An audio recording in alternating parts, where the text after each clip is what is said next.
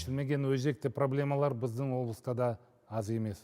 Олардың қатарында тұрғын үй мен жер учаскелерін бөлу, саяжай тұрғындарының проблемалары, суармалы және жайылымдық жерлердің жетіспеушілігі, жалақының төмендігі, жұмыссыздық деңгейін өсуі, ауыз су мен электр жарығын тапшылығы, жолдарды жөндеу, табиғи газбен қамту және газға қосылу құнын қолжетімді ету, үш ауысымды және апатты мектептерді жөнге келтіру, интернет желісінің сапасын жақсарту.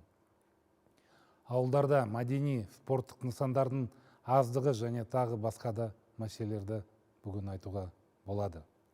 Аудан, қалалардың экономикалық дамуында да алшақтық бар. Мәселен, Алматы қаласының маңындағы аудандар мен Талдықорған өңірін салыстыруға келмейді. Бұл тұрғындардың күнкөріс деңгейінен де айқын байқалады. Бір ғана қарапайым мысал, Иле мен Ақсу аудандарының экономикалық жағдайы жер мен көктей. Мұндай диспропорцияны болдырмауымыз керек.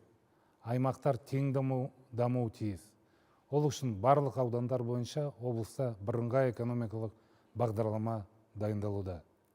Басты мақсатымыз кенжелеп қалған өңірлерде индустриалдық аймақтар құру, инвестиция тарту. Жаңа кәсіпорын салу арқылы жұмыс орындарын ашу, шағын және орта бизнестің өрісін кеңейту.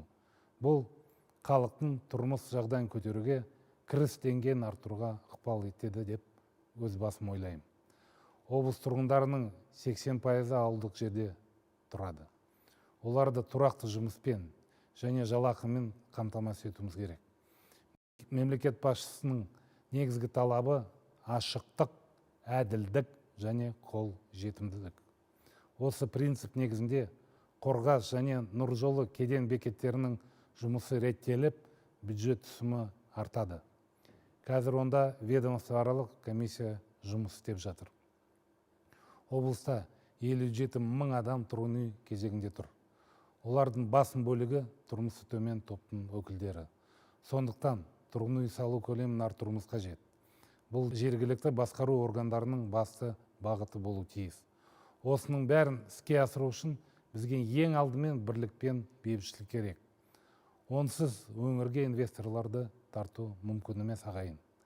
Әлеуметтік саяси жағдайы тұрақсыз жерге ешбір кәсіпкер қаражатын салмайды. Қоғамдық тұрақтылықты сақтауға әр азамат мүдделі болу керек.